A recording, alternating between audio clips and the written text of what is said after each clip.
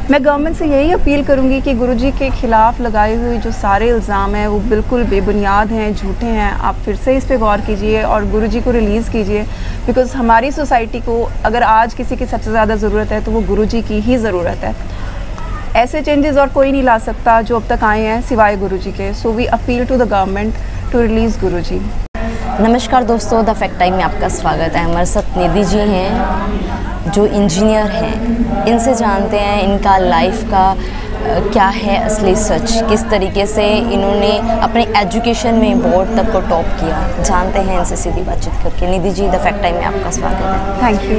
निधि जी, क्या क्वालिफिकेशन है अभी आपकी? मैं बीटेक हूँ इलेक्ट्रॉनिक्स इंजीनियरिंग में। कौन से ईयर में मैम आपने पास किया?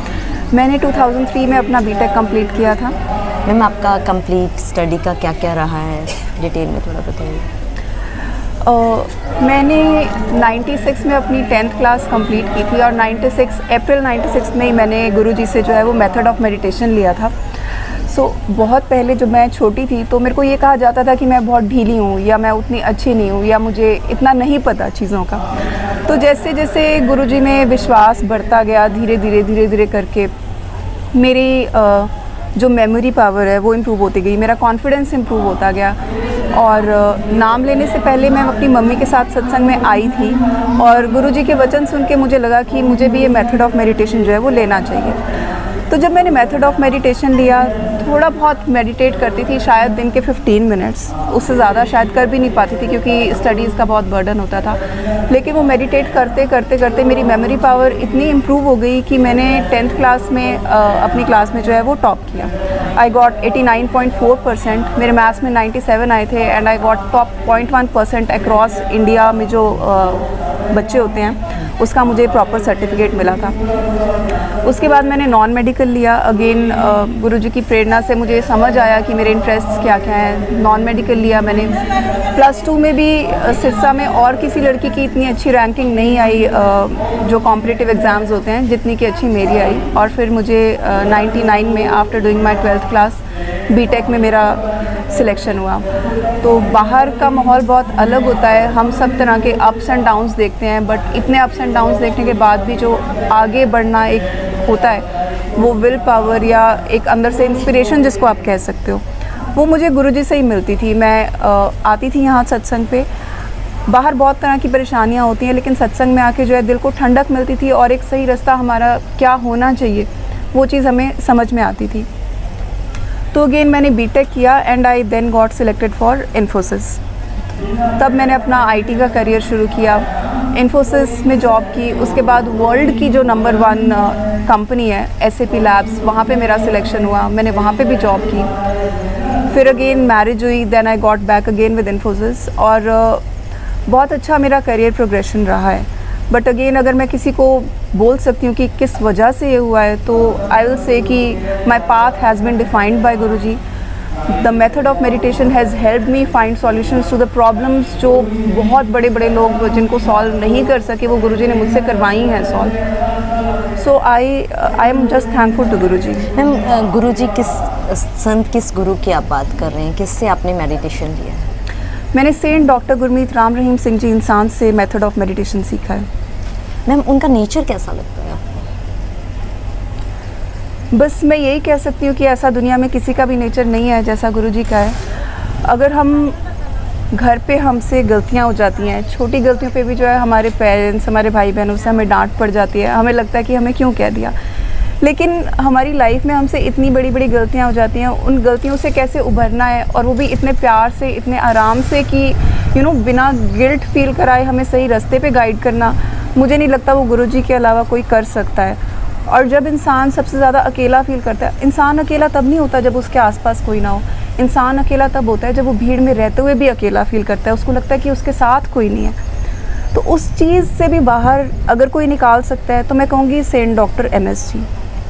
And it's not just me, मैं जिस कंपनी में काम करती थी बाय गॉड्स ग्रेस वहाँ पे और भी ऐसे बच्चे थे जो मेथड ऑफ मेडिटेशन जिन्होंने सेंट डॉक्टर MS जी से लिया हुआ था और उन सब की इस तरह की स्टोरीज़ हैं कि कैसे वो आगे बढ़ सके despite all the difficulties in their lives.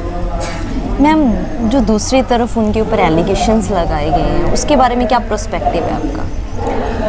I think ये जो एलिगेशंस जो लगती है ना, जब कोई इंसान बहुत ऊंचा उठता है तो ऐसे बहुत सारे लोग होते हैं जिनसे ये चीज़ सहन नहीं होती कि कोई इंसान ऊंचा क्यों उठ रहा है।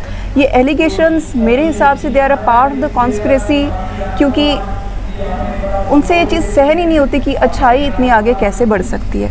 जो लोग हैं, अगर गुरुजी उनका नशा छुड़वा रहे हैं, उनको सही रास्ते पे चलवा रहे हैं, शराब छुड़वा रहे हैं, ये मल्टी मिलियन रुपीज़ की ये सारी इंडस्ट्रीज़ हैं और हर किसी को पता होता है कि ये सब चल रहा है, लेकिन रुकवाता कोई नहीं है। क्यों? क्योंकि हर किसी का कहीं ना कहीं हिस्सा होता है।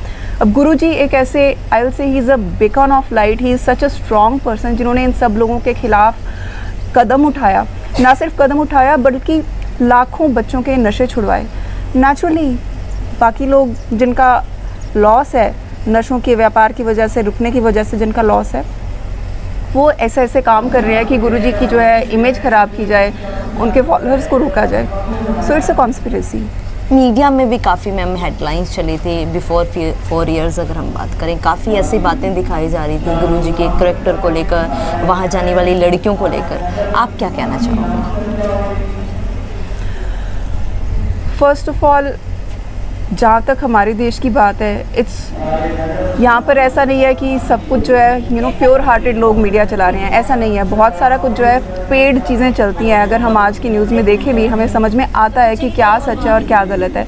I mean, you pay lakhs of rupees to a person for saying something, और वो आके मीडिया के आगे कुछ भी बोल देगा। अगर आज मैं आगे बढ़ती हूँ, 4 लोग मुझसे चिढ़ते हैं, वो कुछ भी मेरे बारे में बोल सकते हैं। फिर गुरुजी तो मतलब इतनी ऊंची हस्ती है, उनको गिराने के पीछे तो पता नहीं कितने कितने लोगों ने कोशिश कर ली, पर फिर भी उनका कुछ बिगाड़ नहीं सके। आज भी फॉलोअर्स जो है वो ज्यों के त्यों खड़े हैं।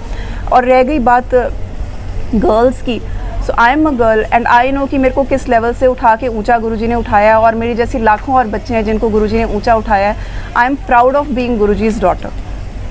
मैम, उनके करैक्टर कैसा है, पब्लिक को क्या बताना चाहेंगे आप? आई थिंक उनका ऐसा कैरेक्टर है जिसको हर इंसान को अनुसरण करना चाहिए।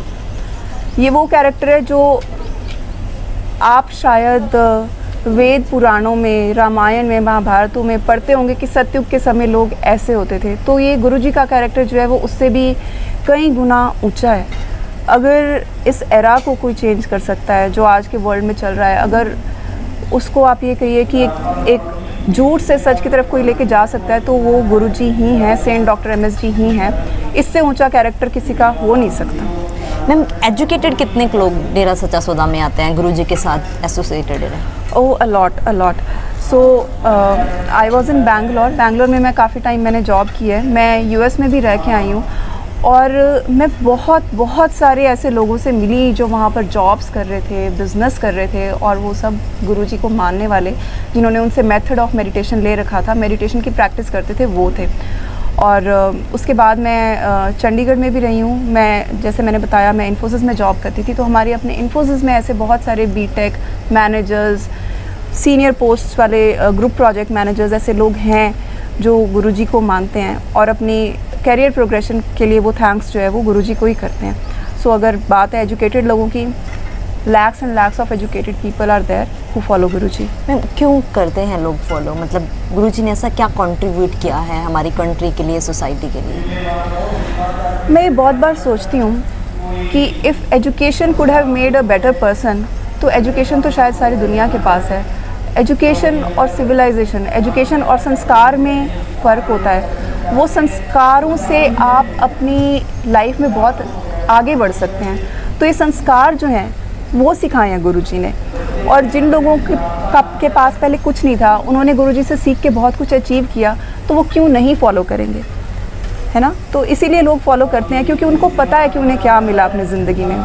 सोसाइटी के ऊपर इम्पैक्ट पड़ा मैम उनके वर्क्स का, जो भी आप बता रहे हैं? सोसाइटी के ऊपर बहुत बड़ा इम्पैक्ट है। मैं बहुत छोटा सा एक एग्जांपल दूंगी, जो सुनने में छोटा है लेकिन करने में जिसको बहुत साल लगे। इस वक्त मैं सिरसा में बैठी हुई हूँ, और सिरसा इटसेल्फ बहुत ही डेजर्ट जैसा एरिया था, बहुत रेतीला इलाका था। जब हम 90s में यहाँ मैंने देखा था, तो कुछ जगह पे कीकर के पेड़ थे, बाकी सब उजाड़ की तरह दिखता होता था यहाँ पे। आज ये सिरसा एक मासिव ग्रीनलैंड बन चुका है। जहाँ पर पानी की कमी थी, वहाँ पानी आ चुका है। ये जो मासिव ट्री प्लांटेशन करके गुरुजी ने सिरसा का पूरा हाल बदल दिया है ना, ये एक बहुत बड़ी अचीवमेंट है। और ये सिर्फ एक बात है जो एक एरिया की बात है, ऐसे पता नहीं कितने एरियाज़ पूरे वर्ल्ड में गुरुजी के फॉलोअर्स ने बिल्कुल चेंज कर दिए हैं। तो ये तो ही हमारी अर्थ की बात। इसी तरह से ऐसे बहुत सारे लोग हैं जो बहुत बीमार थे, जिनके पास सेवा के लिए कोई ज़रिया नहीं था, जिनके पास इलाज के लिए कोई ज़रिया नहीं था। पता नहीं कितनी लाखों जानें गुरुजी के फॉलोअर्स ने बचाई हैं, उनका इलाज करवा के, ब्लड डोनेट करके, प्लाज्मा डोनेट करके, अपनी किडनीज़ तक डोनेट कर दी उन लोगों के लिए जिनको वो जानते भी नहीं। सो अगर इम्पैक्ट की बात करें, this is a massive impact. 4 years हैं मैम, अब हो गए हैं उनको सोसाइटी में नहीं है, अब क्या इम्पैक्ट पड़ रहा है सोसाइटी के ऊपर? देखिए, जिन लोगों ने गुरुजी से शिक्षा ली हुई है वो आज भी उसी तरफ, अच्छाई की तरफ बढ़ रहे हैं और बढ़ते ही चले जाएंगे, क्योंकि उनका ये प्लेज है कि उन्होंने ज़िंदगी भर अच्छाई की तरफ बढ़ना ही बढ़ना है।